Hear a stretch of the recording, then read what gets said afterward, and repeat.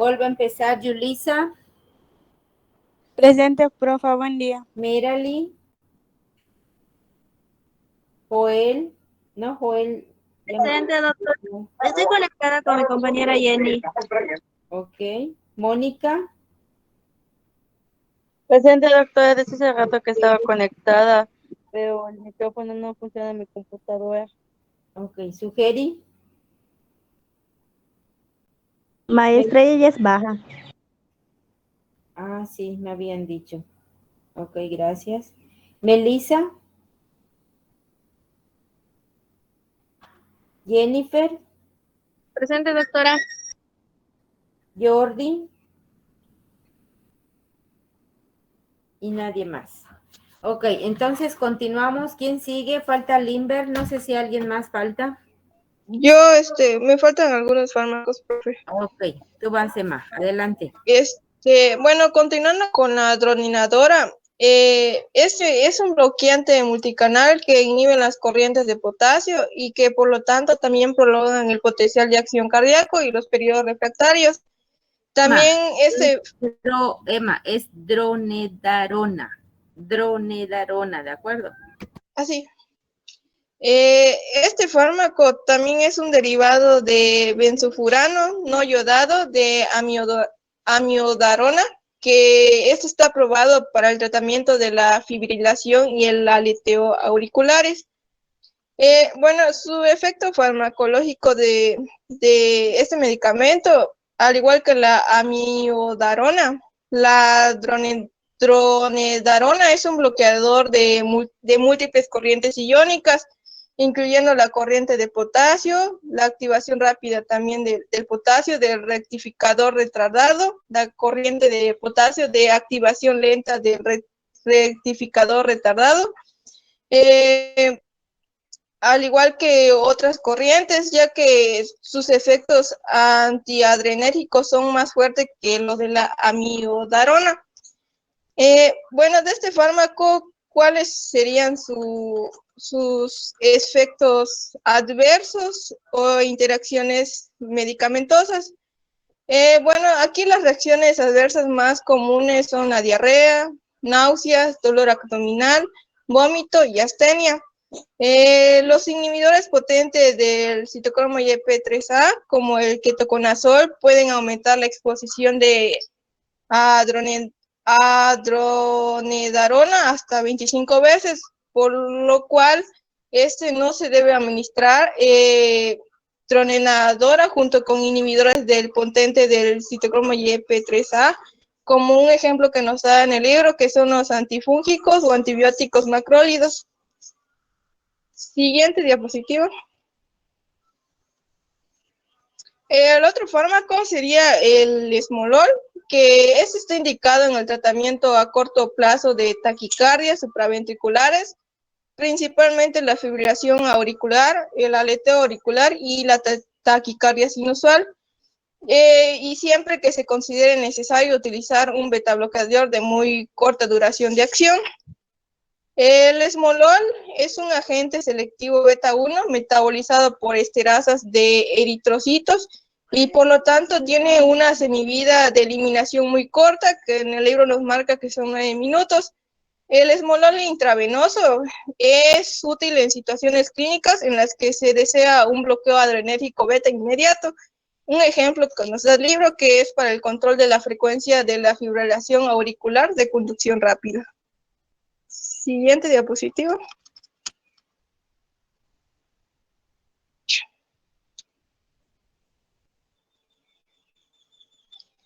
El otro fármaco sería la flecainida, que este está aprobado para el tratamiento de ciertas arritmias en pacientes con ausencia de enfermedad cardíaca estructural. Esto comprende del mantenimiento de ritmo sinusal en pacientes con arritmias supraventriculares, incluyendo la fibrilación auricular, así como arritmias ventriculares potencialmente mortales, como es la taquicardia ventricular sostenida. Bueno, ¿cuáles son los efectos farmacológicos de la flecainida? Es que bloquea la corriente de sodio y la corriente del potasio. y es una rectificadora tardía.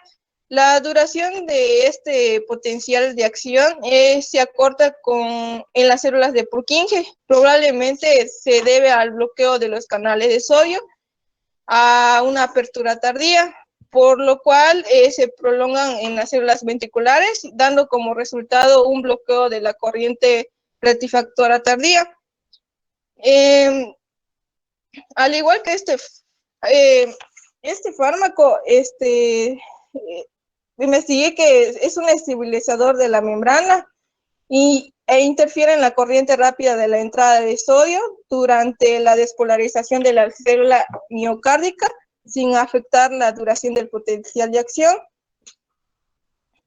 ¿Cuáles son los efectos adversos de este fármaco? Produce pocas dolencias subjetivas en la mayoría de los pacientes. La reacción adversa no cardíaca más común va a ser la visión borrosa relacionada con la dosis que se le esté administrando. Al igual puede exacerbar la insuficiencia cardíaca congénita en pacientes con depresión del rendimiento del ventrículo izquierdo, y el efecto más grave son provocación o exacerbación de arritmias potencialmente letales. También se incluye la aceleración de la frecuencia ventricular en pacientes con aleteo auricular, también episodios de taquicardia ventricular reentrante y la mayor mortalidad en pacientes convalecientes de infarto de miocardio. Su farmacocinética clínica de la flecainida es que esta es bien absorbida, la tasa media de eliminación es más corta con la acidificación urinaria que la canalización urinaria, pero es suficientemente larga para permitir la dosificación 2 veces al día. La eliminación ocurre tanto por extracción renal del fármaco intacto como por el metabolismo hepático a metabolitos inactivos. Siguiente diapositiva.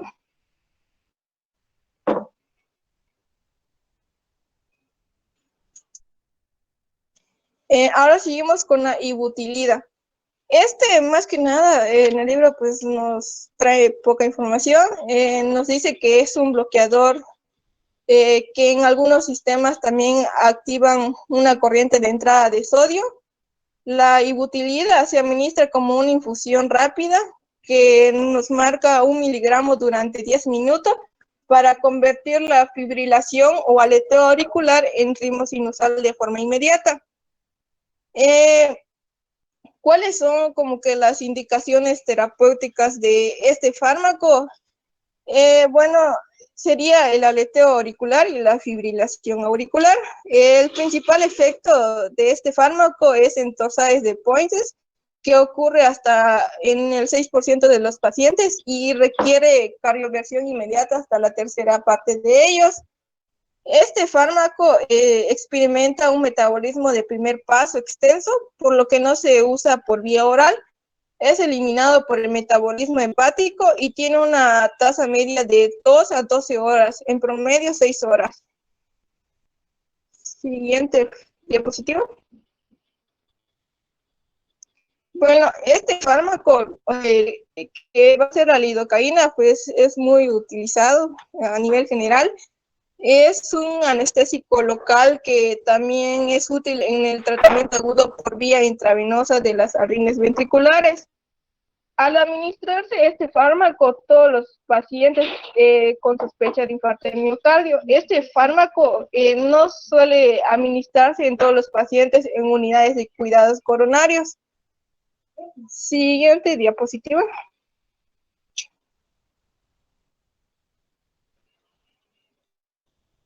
Bueno, ¿cuáles son los efectos farmacológicos de la lidocaína?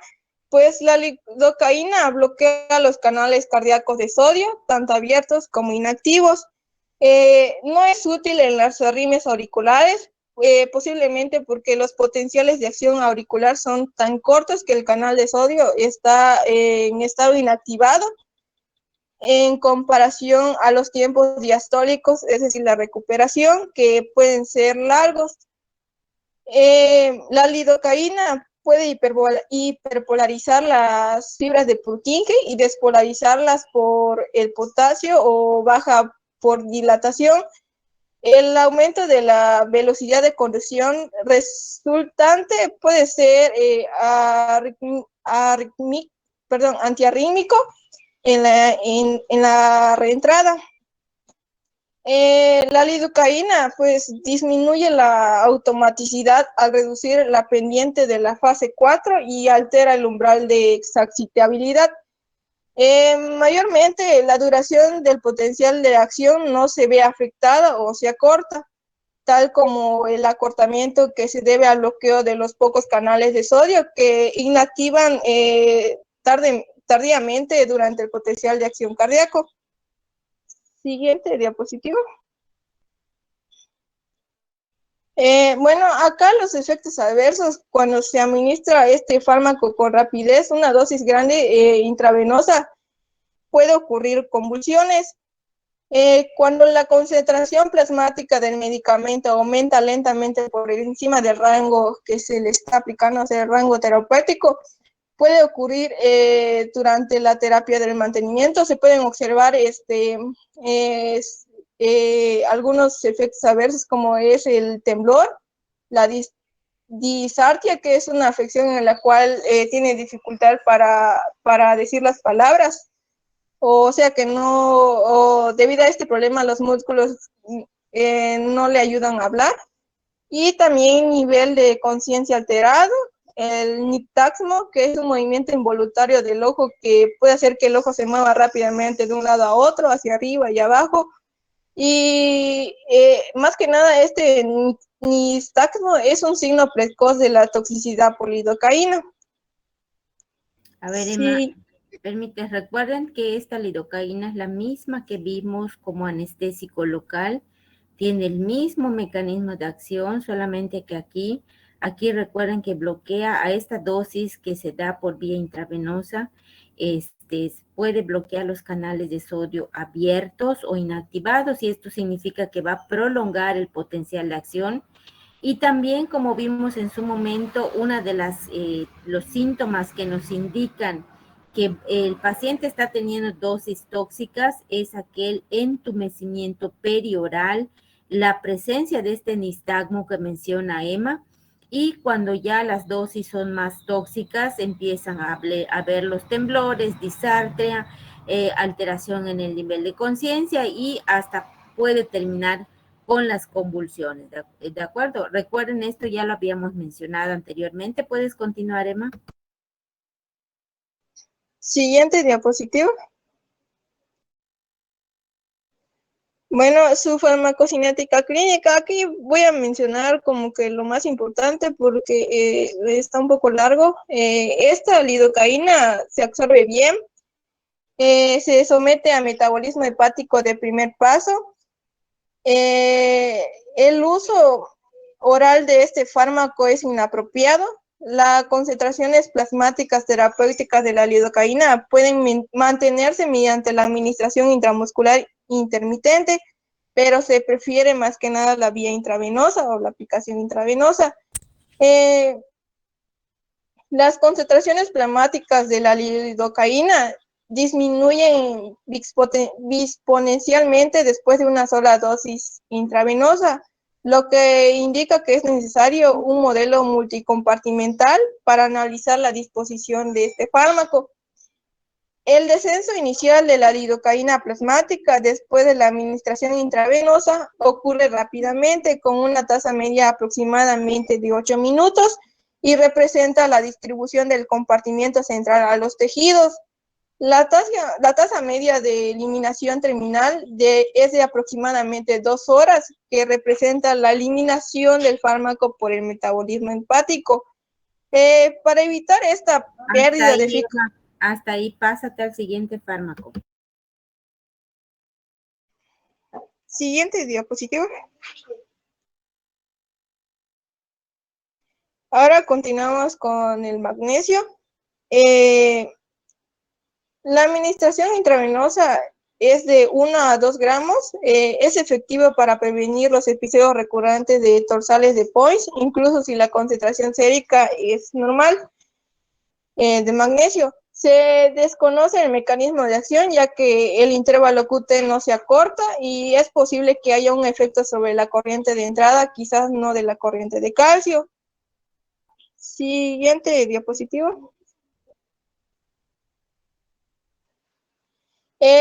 Este fármaco mexiletina es un análogo de la lidocaína que se ha modificado para reducir el metabolismo hepático de primer paso y permitir la terapia oral prolongada. Sus acciones electrofisiológicas son similares a la de lidocaína.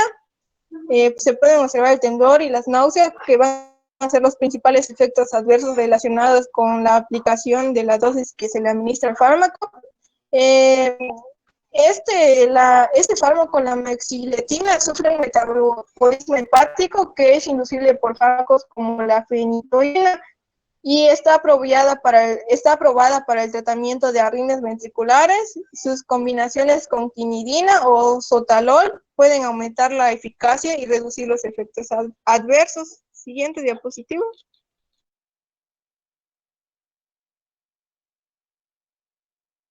Ahora continúa mi compañero Limber.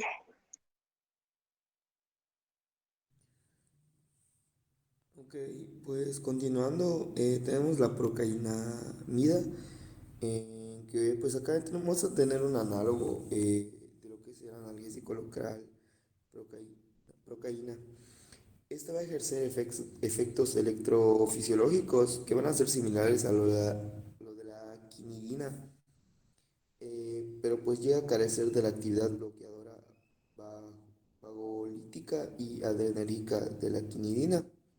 También se llega a tolerar de mejor manera que esta, la quinidina, y cuando se llega a administrar por vía intravenosa. ¿Me escuchan? Sí, un poco bajo, pero yo sí te escucho. Ah, ok. ah, bueno, pues le comento igual lo que es las infusiones intravenosas. Se llegan a utilizar más frecuente en terapias agudas de muchas arritmias. eh, ya sea paraventriculares o ventriculares. El tratamiento oral a largo plazo no se tolera mucho y pues llega a ser interrumpido debido a los efectos adversos. En cuanto a sus efectos farmacológicos, tenemos que pues es un bloqueador abierto de canales de sodio con un tiempo de recuperación del bloqueo intermedio. También pues llega a disminuir lo que es la automaticidad, que aumenta los periodos refractarios y hace lenta la conducción de esta misma. Limber, ¿me escuchas? Sí, Limber, no sé si por ratos tapas tu micrófono, pero se aumenta y disminuye mucho el audio, Limber. A ver si puedes corregir esto, por favor. a ver, permítame.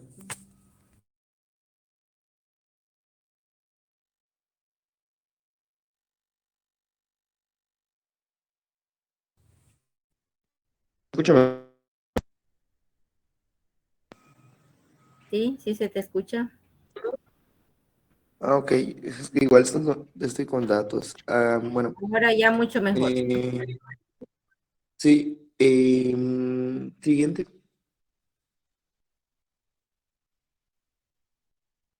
En cuanto a sus efectos adversos, tenemos hipotensión y la disminución marcada en la conducción, que son los principales efectos adversos de las altas concentraciones de procaimina, en especial durante su uso por vía intravenoso. Igual vamos a tener presencia de náuseas relacionadas con las dosis. Esto va a ser frecuente durante las terapias orales y pueden atribuirse en cuanto a las altas concentraciones plasmáticas de N-acetilprocainamida.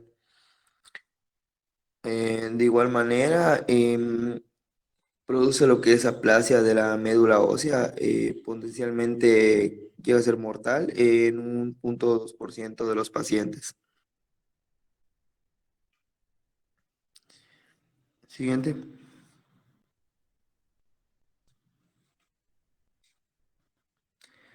En cuanto a su farmacocinética clínica, se elimina pues con rapidez, con un tiempo promedio de entre 3 a 4 horas. Esto por excreción renal del fármaco inalterado y metabolismos hepáticos. La vía principal para el metabolismo hepático es la conjunción de N-acetiltransferasa, cuya actividad se determina genéticamente para formar N-acetilprocainida. Igual tenemos que la vía que tenemos lo que es la insuficiencia renal, la procaimida o la N-acetilprocaimida puede acumularse en concentraciones plasmáticas que llegan a ser tóxicas. En individuos que son acetiladores lentos, el síndrome de lupus inducido por procainamida se desarrolla más a menudo y más temprano durante el tratamiento entre los acetiladores rápidos. Siguiente.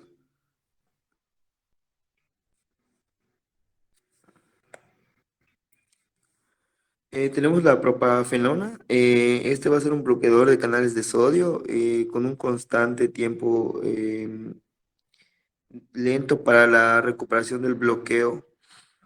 De igual manera, su principal efecto electrofisiológico consiste en disminuir la conducción de los tejidos de respuesta rápida. Este va a ser muy común en terapias crónicas con propafenona oral para mantener el ritmo sinusal en pacientes con taquicardias supraventriculares, incluso la fibrilación auricular.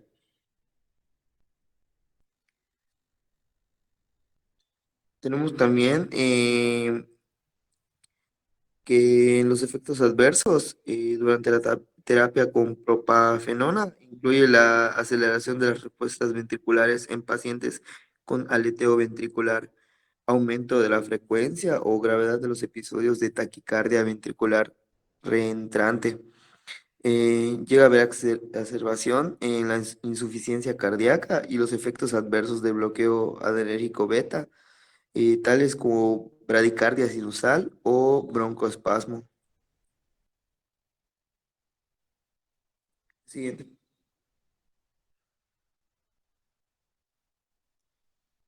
En cuanto a su farmacocinética clínica, pues se absorbe bien y se elimina principalmente por metabolitos hepáticos mediado por el citocromo YP2D. Peter, pásate al siguiente fármaco, porfa. Ok, siguiente. Ok, pues en cuanto a la quinidina, tenemos que se usa para mantener lo que es el ritmo sinusal en los pacientes con aleteo o fibrilación auricular y también sirve para prevenir la recurrencia de taquicardia ventricular. Puede ser especialmente útil para la prevención de la... disculpe, maestra, este BF, ¿qué significaba? Disculpe. Fibrilación ventricular. Ok, fibrilación ventricular recurrente en arritmias congénitas inusuales como el síndrome de Brugada o el síndrome de QT corto. Tenemos igual los efectos farmacológicos que bloquea la corriente de sodio y múltiples corrientes cardíacas de potasio. Es un bloqueador de estado abierto de canales de sodio con un tiempo de recuperación en rango intermedio de 3 segundos. Como consecuencia, la duración del QRS aumenta modestamente por lo general de 10 a 20% en dosis terapéuticas. Las propiedades de bloqueadores de canales de sodio de la quinina aumenta el umbral de excitabilidad y disminuyen la automaticidad. Como consecuencia de sus acciones de bloqueo en canales de potasio, la quinidina prolonga lo que es los potenciales de acción de la mayoría de las células cardíacas de forma más prominente a ritmos cardíacos lentos. Vean cómo este fármaco, permíteme, Limber, es uno de los pioneros, uno de los primeros fármacos conocidos para tratar estas cuestiones de la arritmia, y vean cómo tiene un importante efecto para cerrar, para bloquear los canales de sodio ya abiertos. De acuerdo, recuerden que no es lo mismo que un canal de sodio se cierre en su estado cerrado, en su estado inactivado o en su estado abierto. En el estado abierto, ¿qué significa? Que hay despolarización porque logra entrar el sodio, pero se cierra cuando ya se ha abierto. Esto significa que la despolarización y el potencial de acción ya están en acción y que no pueden terminar, se prolonga básicamente este potencial de acción porque ya no pueden salir los iones de sodio porque se ha cerrado el canal de sodio. También vean cómo cierran los canales de potasio y esto potencia este efecto. ¿Por qué? Porque el sodio tampoco puede salir. Recuerden que el sodio para hacer el potasio, para hacer la repolarización tendría que salir de la célula, pero como se han cerrado los canales también de potasio, tampoco puede salir el potasio, no hay repolarización y finalmente vamos a tener un doble efecto farmacológico cuando se cierran tanto los canales de sodio como los canales de potasio. ¿Qué efectos tenemos? Aumenta ese potencial de acción y esto hace que funcionen precisamente disminuyendo esa automaticidad, por lo tanto, hacen que la frecuencia y esta frecuencia cardíaca anormal, como lo es una arritmia, pues bajen y mejoren en el paciente. ¿De acuerdo? Puedes continuar, Limber. Claro, siguiente diapositiva.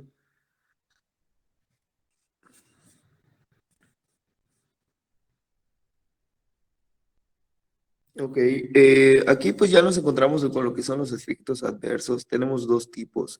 Tenemos los no cardíacos, entre los cuales se presenta lo que es diarrea, que es lo más común que vamos a tener durante la terapia con quinidina, y ocurre entre un promedio de 30 a 50% de pacientes.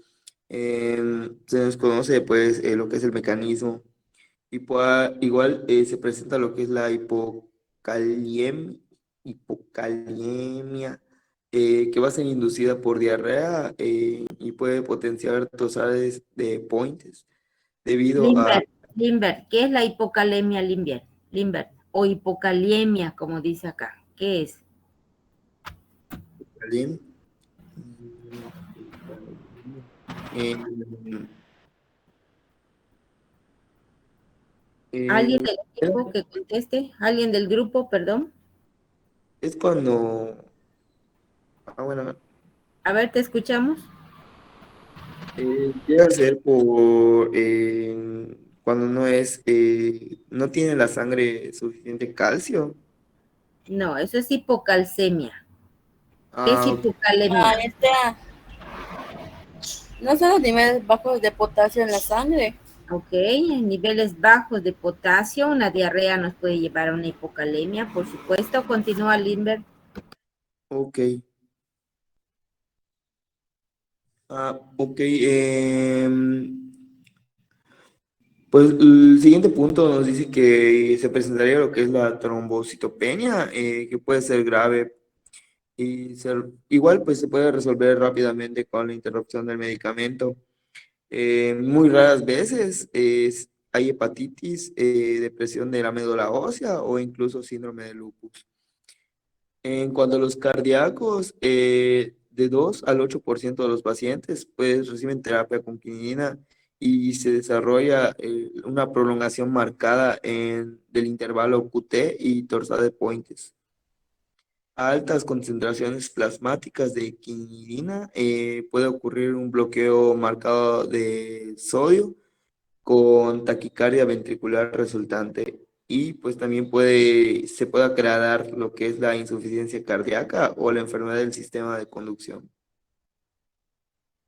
Siguiente.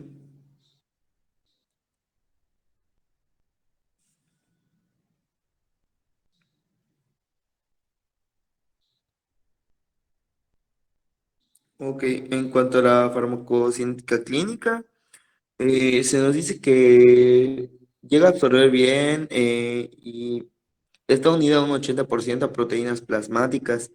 Esto Limber, llega, ¿sí? Limber, ¿me escuchas? Esto que cada quien lo lea, por favor, pásate al siguiente. Ok.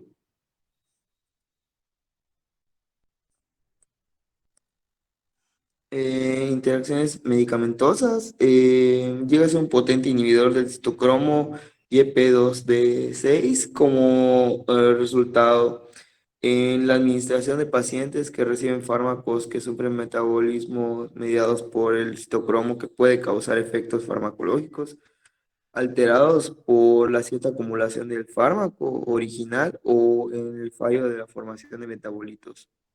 En cuanto a el metabolismo, la quinidina es inducido por medicamentos como el fenobarbital o la fenitoína. En pacientes que reciben estos agentes, pues pueden necesitarse dosis más altas para poder alcanzar las concentraciones terapéuticas.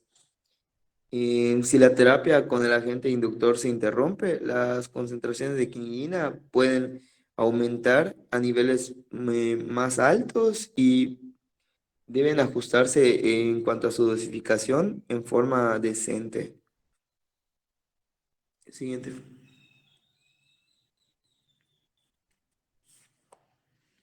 Ok, tenemos el sotalol, que pues va a ser un antagonista no selectivo del receptor adrenérgico beta.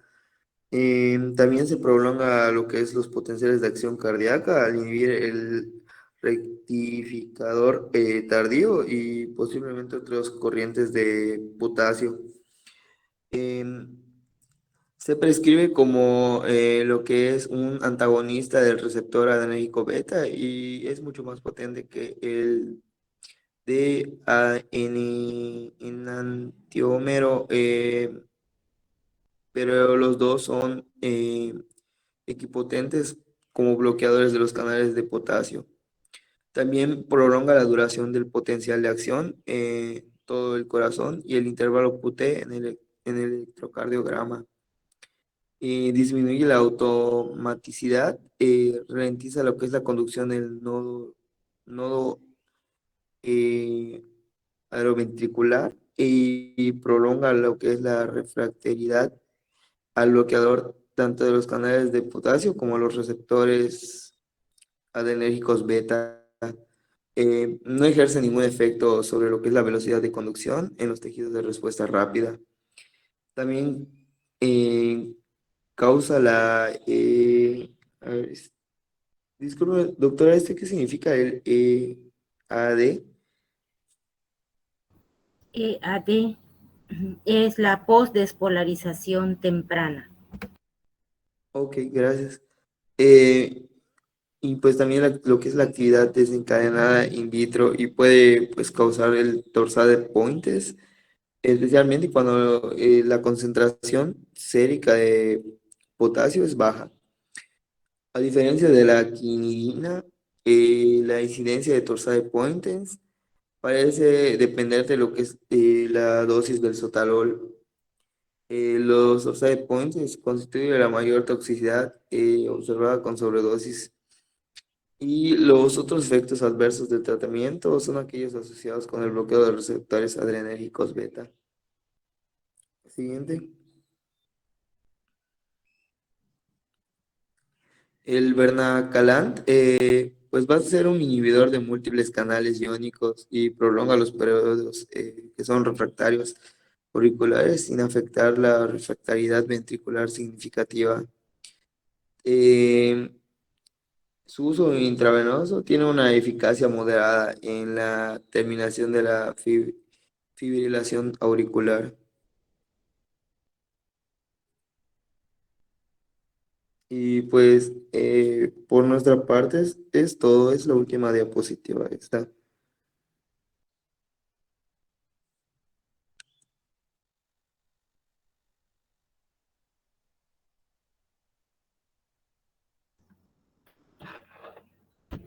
Bien, hasta aquí dudas o preguntas con el tema de antiarrítmicos.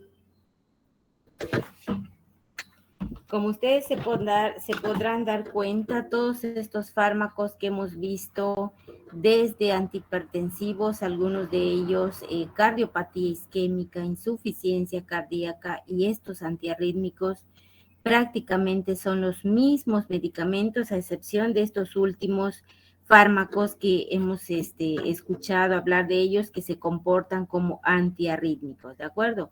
En general, vemos que los fármacos antiarrítmicos van a actuar sobre los canales iónicos, sobre todo de potasio, calcio y sodio, abriéndolos, cerrándolos, abriéndolos o bloqueándolos en un estado abierto, en un estado inactivado, en fin, todo esto cambia y esto hace que funcionen como antiarrítmicos. Entonces, lo que vamos a hacer después de ver este tema que sigue de antitrombóticos y dislipidemia, voy a poner el examen con puros casos clínicos que van a abarcar estos 5 capítulos, ¿de acuerdo?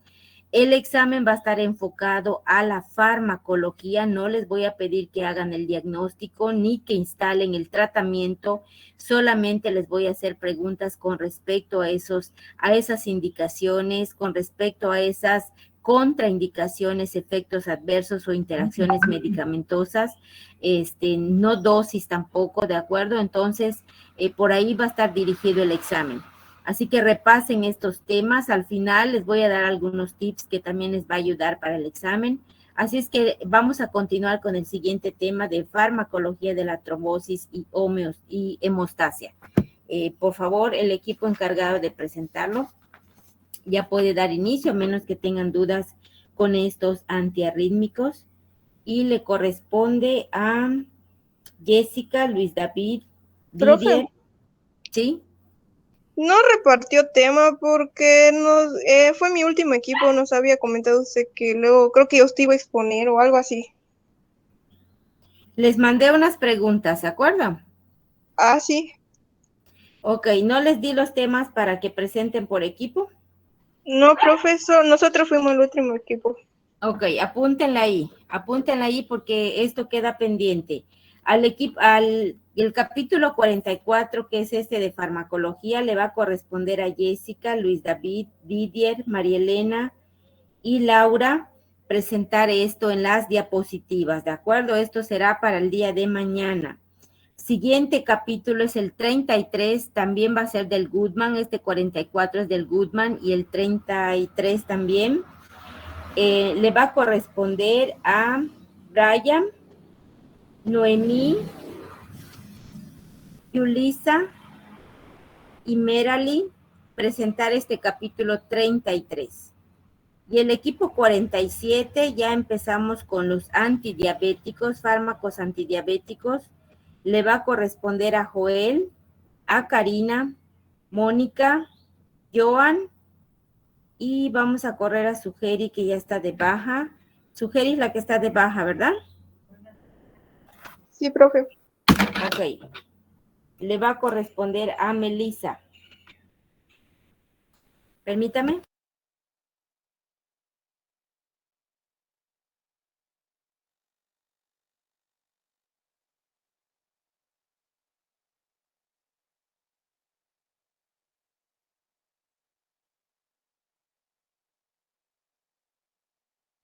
Ok, corremos a Melissa entonces. Entonces, ellos van a presentar este capítulo 47, ¿de acuerdo? También del Goodman, maestra. También del Goodman, así es. Entonces, vamos a empezar con este tema de hoy, que es el capítulo 44, basándonos en esas preguntas. Y recuerden que les dije que esas preguntas también iban a contar como participación. Entonces, tengo aquí mi lista, voy a empezar a nombrar. Y le voy a preguntar en primer lugar a Enrique. ¿Me escucha, Enrique?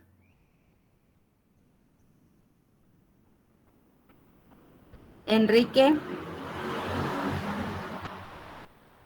Recuerden que si no me contestan es falta, ¿de acuerdo? Aunque me hayan contestado al principio de la clase. Enrique, ¿me escuchas? Ok, Enrique tiene falta. Así que le pregunto a Cristian. ¿Me escuchas, Cristian?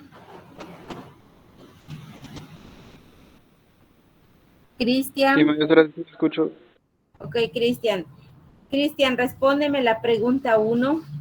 ¿Cuál fue la pregunta 1, Cristian?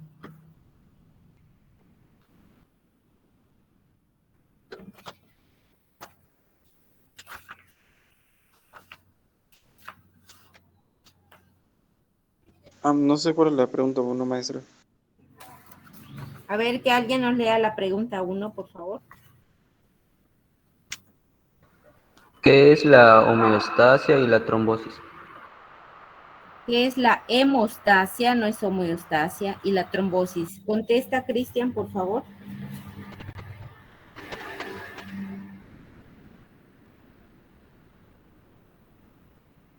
La hemostasia prácticamente es bueno, por lo que entiendo es como que el momento es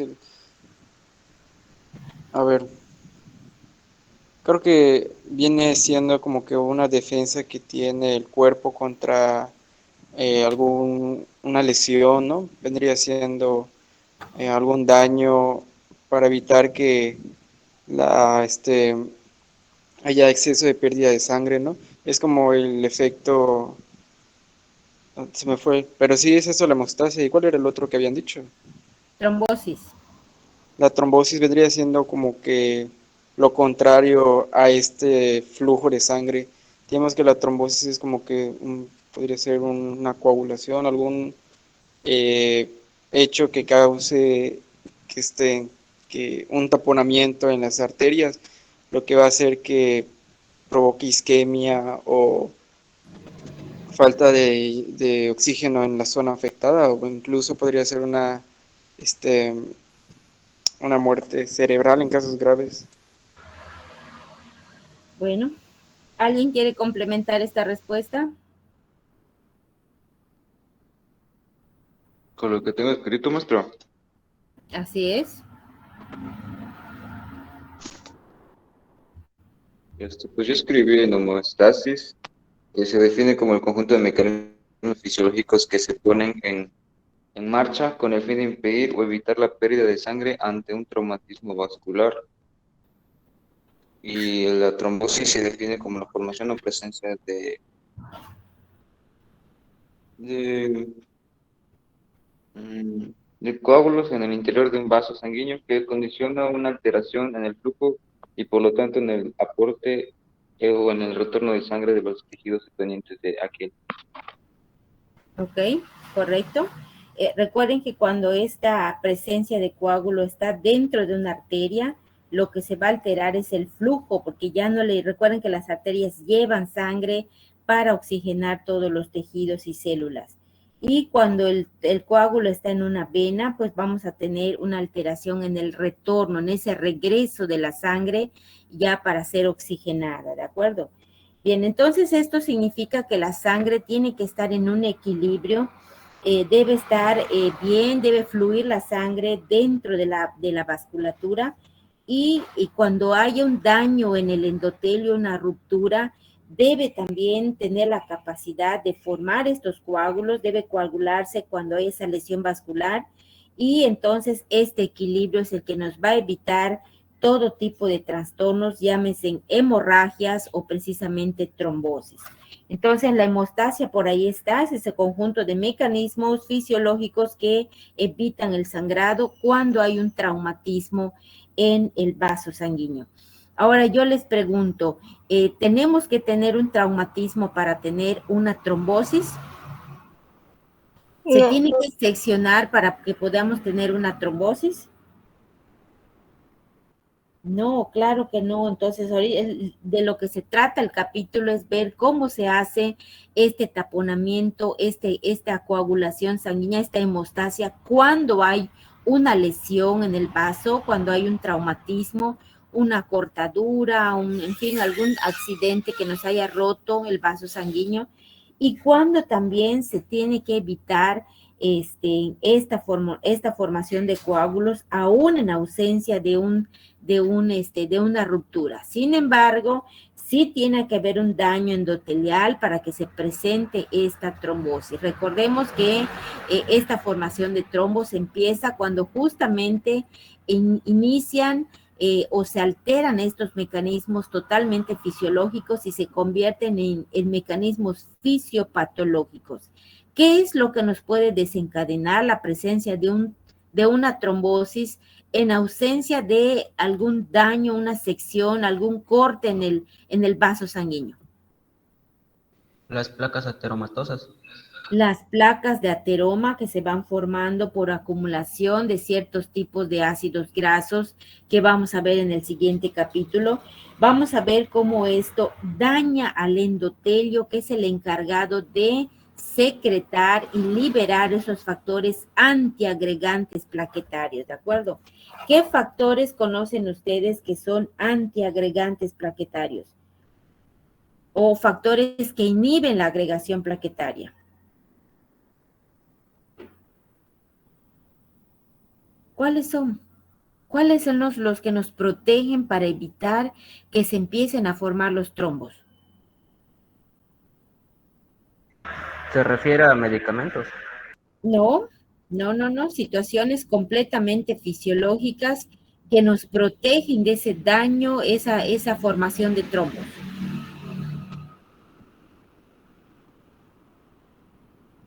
La integridad precisamente de ese endotelio vascular cuando no está ocupado por placas ateromatosas. Un endotelio sano es un endotelio que produce ¿qué? Óxido nítrico, libera óxido nítrico y produce prostaciclina, específicamente este tipo de prostaglandina que se llama prostaciclina GI2, perdón. Entonces, esto nos favorece porque estas producen vasodilatación y evitan que vaya a haber una obstrucción que pueda terminar en una disminución del aporte tanto de sangre, oxígeno y nutrientes para la célula. Entonces, de esto se trata este capítulo, de ver cómo se va a hacer ese equilibrio. Por un lado, favorecer la coagulación cuando tenemos un corte de un vaso sanguíneo, por ejemplo, ante un traumatismo, y por otro lado, evitar la formación de trombos cuando no tienen que estar presentes esos trombos, ¿de acuerdo? Entonces, en este capítulo se divide en general estos fármacos antitrombóticos. Ahorita nos vamos a abocar a los fármacos antitrombóticos. ¿Cómo se dividen? En ese sentido está la pregunta número 2, pregunta para Noemí. ¿Me escuchas, Noemí?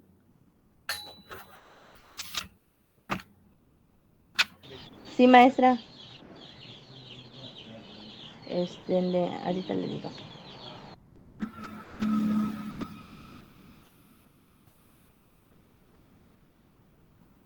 ¿Cómo vamos a agregar estos 3 grandes grupos de fármacos? Rápido, chicos, no podemos detenernos mucho tiempo acá.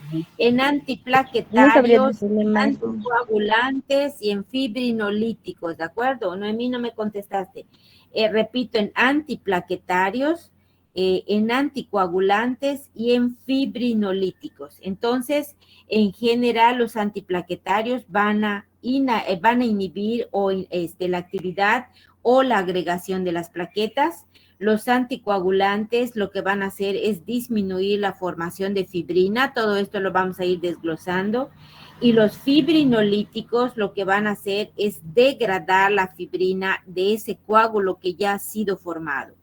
Todos estos fármacos antiagregantes o antiplaquetarios, anticoagulantes y fibrinolíticos son los que aumentan el riesgo de hemorragia, ¿de acuerdo? Tienen ese gran inconveniente de que pueden aumentar ese riesgo de hemorragia.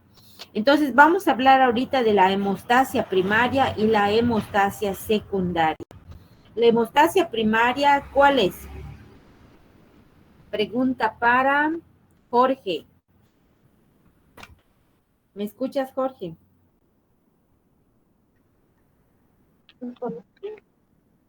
Sí, maestra. ¿Cuál es la hemostasia primaria y la secundaria, Jorge?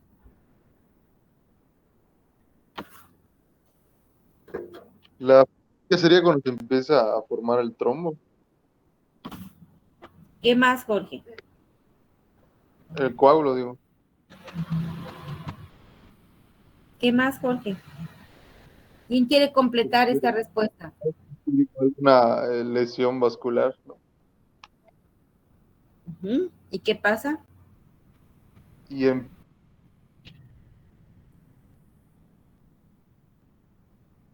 En la hemostasia primaria, recuerden que es precisamente con la formación de ese tapón hemostásico, y esto tiene que ver con, el daño subendotelial de un vaso sanguíneo, cuando se daña esa región subendotelial del vaso sanguíneo, como precisamente un traumatismo.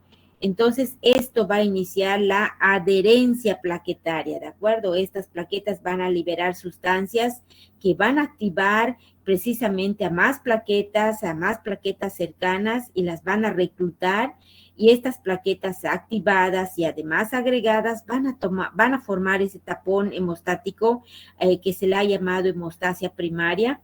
Y la hemostasia secundaria es cuando se activa lo siguiente, que es la cascada de coagulación, ¿de acuerdo? Entonces, ¿cómo va esto? La lesión de un vaso va a exponer algo que se llama factor tisular, que se libera del endotelio vascular dañado.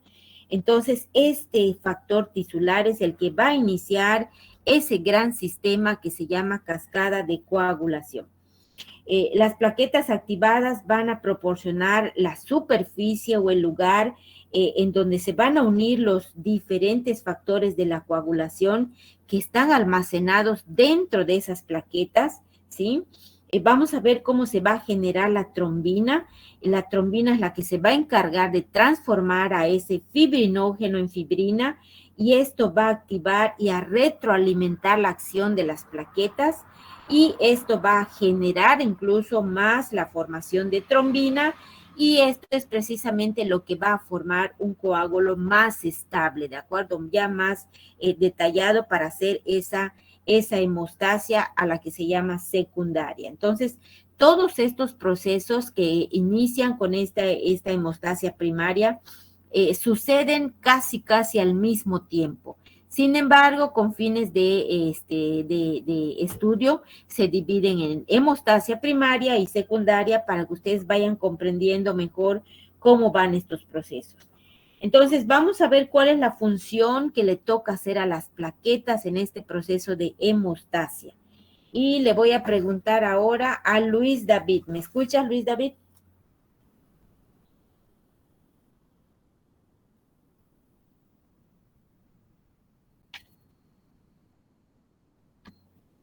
A ver, dime cuál es la función. ¿Qué me puedes decir de la función que hacen las plaquetas?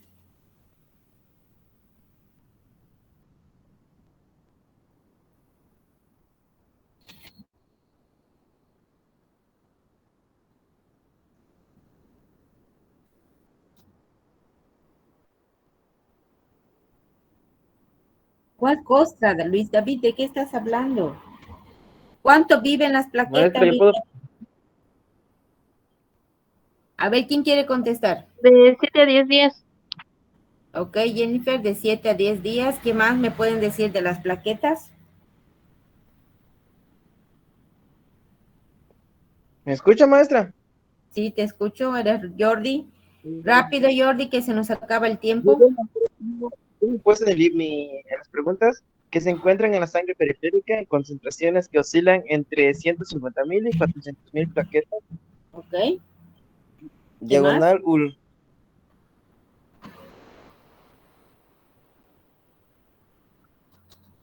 ¿Qué más, Jordi?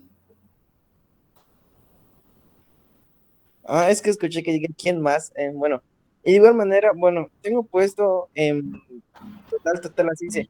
Las plaquetas son los elementos celulares que derivan en la fragmentación del citoplasma y los meganocitos, y desempeñan un papel fundamentalmente en el mantenimiento de la hemostasia y o el desarrollo de los fenómenos trombóticos. Y ya, maestro, eso es todo lo que tengo puesto. Ok. Características de las plaquetas. No tienen núcleo, ¿de acuerdo? Son células sin núcleo. Por lo tanto, estas no tienen la capacidad de sintetizar proteínas nuevas, no tiene la capacidad, de tal manera que cuando se bloquea una plaqueta, ahí va a tener el efecto del fármaco hasta que esa plaqueta se muera y se forme una nueva plaqueta. Entonces, de esta manera actúa, por ejemplo, el ácido acetilsalicílico. Acuerden que el ácido acetilsalicílico inhibe a la ciclooxigenasa 1 que está contenida en las plaquetas de una manera irreversible, ¿de acuerdo? Porque no puede sintetizar nueva ciclooxigenasa a la plaqueta porque carece de núcleo. Entonces, esta es una característica que tiene. Otra cosa que muy importante de las plaquetas es que ellas almacenan los componentes, ¿sí?, en unos gránulos y tienen receptores muy específicos que son los que se van a activar y van a hacer que esos gránulos se desgranulen, liberen su contenido y estas sustancias que van a liberar las plaquetas son precisamente las que van a tener a su cargo la formación de ese coágulo que va a ser muy importante para esta hemostasia, ¿de acuerdo? Entonces, cuando se daña el epitelio, el endotelio vascular, es cuando se inicia todo esta activación, estas sustancias que van a activar a las plaquetas para que ellas liberen su contenido y puedan hacer su trabajo, que es el de agregarse. Primero vamos a ver que se adhieren, que se activan y que se agregan, ¿de acuerdo? Haciendo su trabajo, liberando su contenido y esto va a hacer que se forme ese tapón.